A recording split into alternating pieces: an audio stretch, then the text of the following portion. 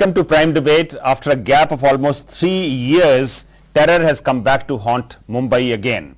This time, 3 blasts ripped apart the financial capital of India, claiming 18 lives and injuring more than 130 people.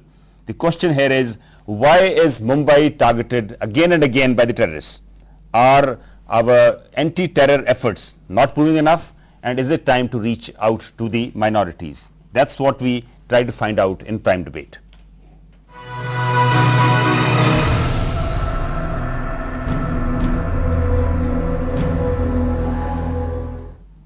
The timing of the Mumbai blasts is significant.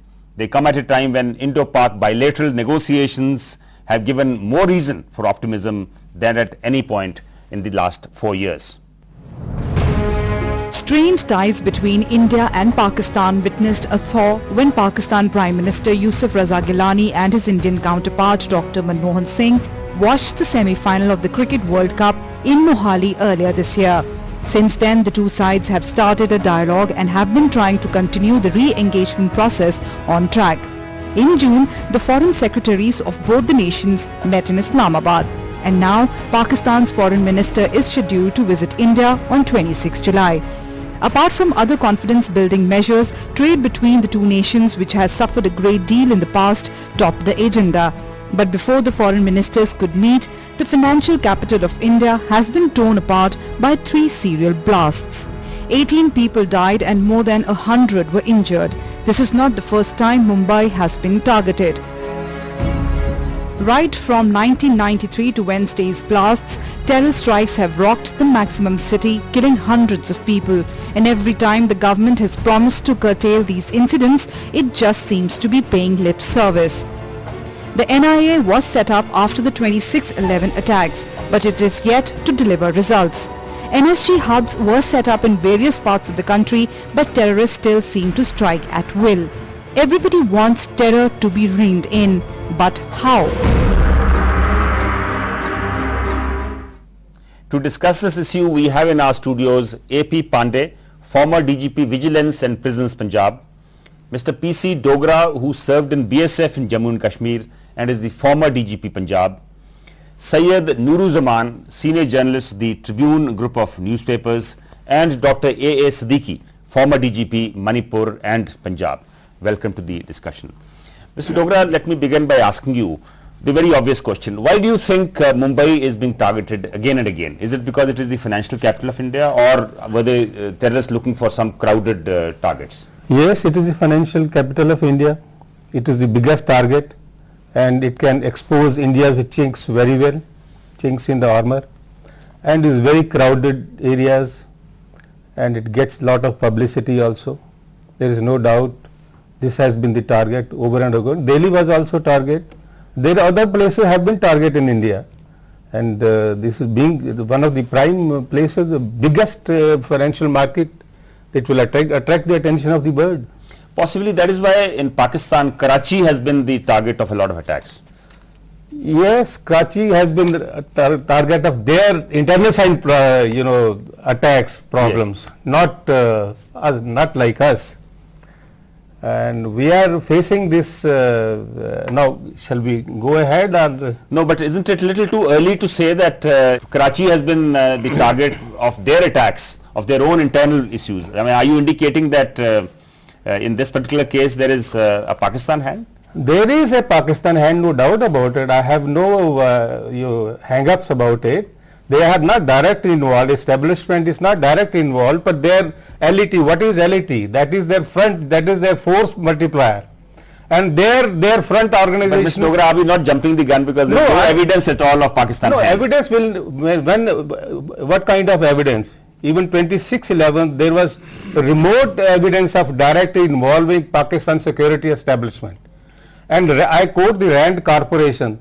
They have said it that India should expect more and more attacks from the security establishment, from the LET. They have quoted LET from Pakistan because India can do nothing, America can do nothing to stop the terrorist infrastructure, dismantling the terrorist infrastructure in Pakistan. Dr. Siddiqui, do you see a pattern in whatever has happened? Of the 3 places targeted, 2 one of course was an area where there were jewelry shops, the other area where there were diamond shops. Do you see a pattern in all this? I don't think these jewelry shops or diamond shops are the target as such, and they reveal any pattern. What I'd like to submit here is that today we have two distinct categories of terrorist activities. One, we can call it an international brand, or let us say international terrorism. The other is internal problems, internal terrorism. We have number of examples in India where we are facing this problem, whether it is Chhattisgarh, earlier it was Punjab or Manipur or whatever it is. Yes. But the attack on Bombay today and 3 years back is a part of international strategy, which started distinctly coming into focus after the 9/11 attack, where America is perceived as being anti-Islamic in number of ways, and therefore a group of Taliban, Al-Qaeda, they all. But then why target India? No, and I am coming to that point, because India was earlier a target of international conspiracy. May not be only Pakistan, but there may be other countries who may be aiding and abetting. You have seen the Germany, the Canada, at some point of time expatriates from here were helping and they were doing nothing. For that India was making noise, and then it was recognized by the Americans that yes, we will fight together, and India became willy-nilly a party to that. So now the international terrorism has also made India as a target. All attacks, if you see, from Parliament to Bombay to trains or any other, is part of this. So it's a part of the same chain of attacks which have and taken that place. is the pattern which one can see. Neither jewelry shop nor it is. They attract crowded areas because they want maximum killings, maximum publicity. Bombay being a hub of the Indian financial capital, they easily get lot of benefit. Absolutely, I think you made some very interesting points. Mr. Nuruzzaman, tell me, could Mumbai have been attacked to get media hype? That is true, because terrorists anywhere in the world, they want maximum publicity also, because that serves their purpose. But here there may be other things also, because as far as I believe, UPA government is in deep trouble. There are forces which may be trying to give it more problem. There may be external forces, there may be internal forces.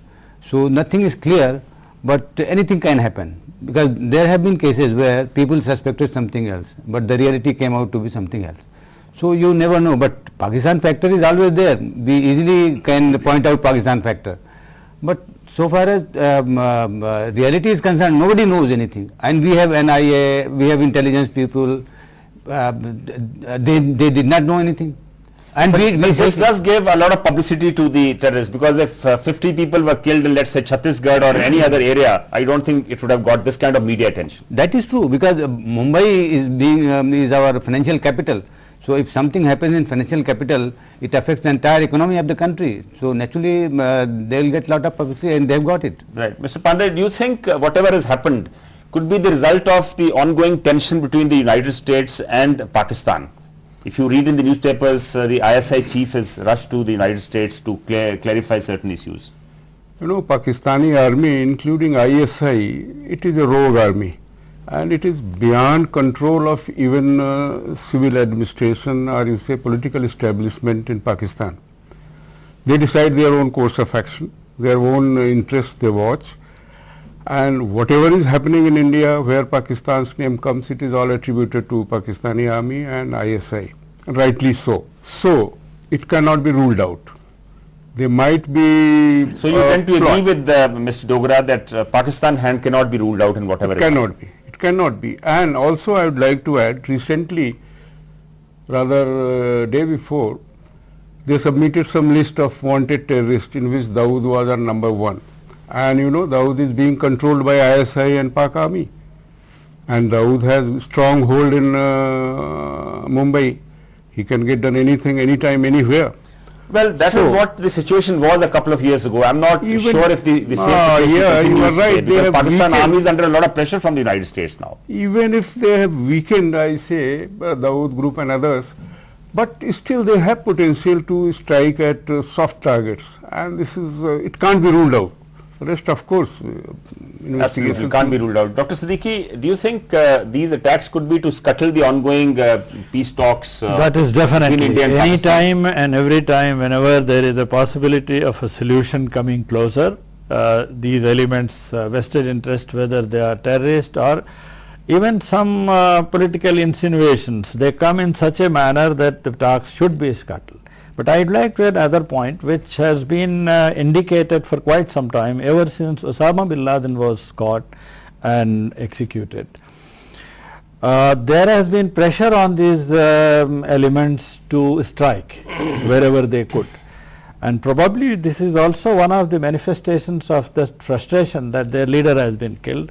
They might have tried to make it a big target. Mr. Dogra, do you think the attacks now are an indication that the efforts that we have made against terrorist outfits so far are not adequate? You know, creating a big infrastructure and big names and Bakhtar Bandgar vehicles and that kind of thing doesn't work.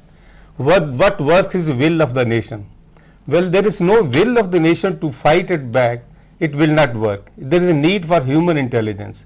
It doesn't work, you know, it is all clear, you know, headline statement before the court that this is a part of a Karachi project.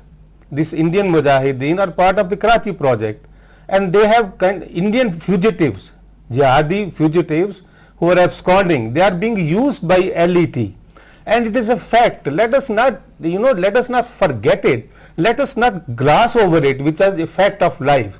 LAT is the establishment in Pakistan nobody touches. It is respected. The perpetrators of 26/11 have not been tried so far, have not come to any, you know, no sentence. But Mr. Dogra, what do you do? A lot of them have been acquitted or given bail by the courts. Let me say, Hafiz Muhammad has not been, he has been caught, arrested, nothing has happened.